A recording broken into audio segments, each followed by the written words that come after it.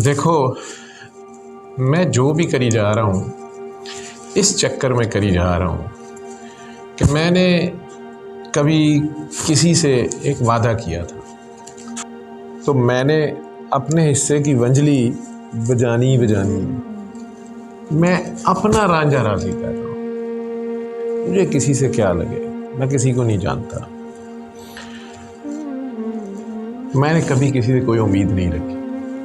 Thank you, acknowledgement, reward, हत्ता के इस यार की राह में भलाई के बदले मलामत भी मिली है। हंस के कबूल की कि इस राह में जो भी मिले वो यार का तोहफा है, तो मेरा यार राजी रहे।